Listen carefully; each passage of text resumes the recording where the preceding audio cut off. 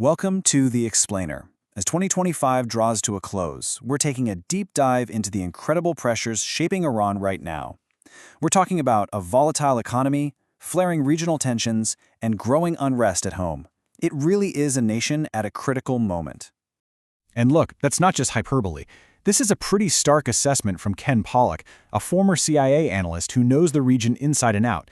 This quote really sets the stage for everything we're about to explore, a country that is grappling with a whole series of deep, overlapping crises all at once. So, to get our heads around this really complex situation, we've broken this explainer down into 6 key parts.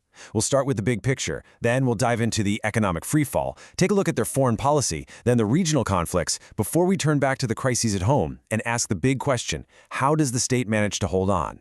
Okay, so let's start with that big picture. At the end of 2025, Iran is being squeezed from pretty much every direction. This isn't just a single crisis, it's several hitting at the same time. A crippling economic strain that people are feeling on the streets, social dissent that's getting bolder, and the very real fallout from direct military conflicts. Now, for the average person in Iran, the most immediate and urgent pressure is economic. The national currency is in a total nosedive, and the cost of just basic goods is going through the roof. It's creating a daily struggle for survival for millions of people. Just let this number sink in for a second. On the open market, it now takes more than 1.28 million Iranian rials to buy one single US dollar. That is a staggering, record-breaking low, and it reflects a catastrophic loss of confidence in the economy.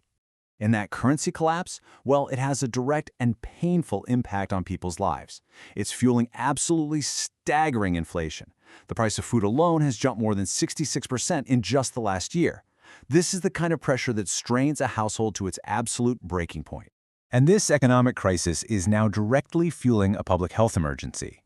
You can see it right here in the data. Medicine reserves have dropped to less than a 2-month supply. There's a similar shortage of infant formula, and as many as 800 different kinds of drugs are at risk of just disappearing from pharmacy shelves. So, you might be asking, what's causing all this? Well, it's not just one thing, it's a perfect storm. The UN sanctions that got slapped back on in September really tightened the screws. But you also have internal problems, like huge delays in getting foreign currency to importers, and that's crippling supply chains. This whole combination is now boiling over into public anger, with widespread protests and bazaar strikes shutting down major commercial hubs, like Tehran's big mobile market, and spreading to other cities too. So let's shift gears and look at the international stage, because we're seeing the government navigate this storm with a kind of two-pronged approach. On the one hand, you've got diplomatic engagement, but on the other, a very strong projection of defiance. This slide really captures that dual strategy perfectly. On the left, you've got Iranian officials like the foreign minister, Abbas Araghchi, reaching out to regional neighbors like the UAE and Saudi Arabia to try and cool tensions down, especially over Yemen. But at the same time, on the right, you have the spokesperson, Esmail Bakai, flatly saying that any talks with the U.S. are not realistic. It's a feeling that's echoed by allies like Russia, who praise Iran's restraint while also pointing out the hostility coming from Washington. And this framing of defiance is really for both domestic and international audiences. You see, top officials, including the foreign minister and the head of the IRGC, are marking the anniversary of Qasem Soleimani's assassination, not just as a memorial, but as a conference on diplomacy and resistance. It's a way to tie their foreign policy to this narrative of standing strong against Western pressure, and they punctuate it with big announcements about new domestic achievements, like in nuclear tech and cancer-treating medicines. But this policy of resistance, it's not just talk. The past year has seen some significant, direct military confrontations that have left the entire region on edge. It's fundamentally changing the security math for everyone involved. Take a look at this number. According to a report highlighted by Iranian media, this is the number of military attacks Israel allegedly carried out across 6 different nations in 2025 alone. That includes places like Palestine, Lebanon, Syria, and Iran. If that's accurate, it averages out to nearly 30 strikes a day. It paints a picture of a region in a state of constant, simmering warfare. And here you can see a direct result of that conflict. This photo, published by the Tehran Times, shows the damage to Israel's Weizmann Institute of Science, a world-class research center, 6 months after it was hit by Iranian missiles back in June. And this wasn't some symbolic strike. Reports say it damaged 65 buildings and completely destroyed one.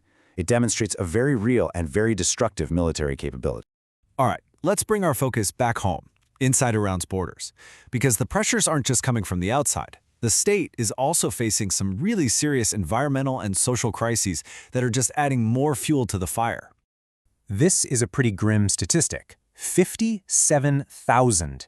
That's the estimated number of deaths in Iran every single year now attributed to severe air pollution. It's choking major cities, and it's prompted top health officials to plead for the strict implementation of clean air laws. At the very same time, as public frustration grows, the state's response has been severe.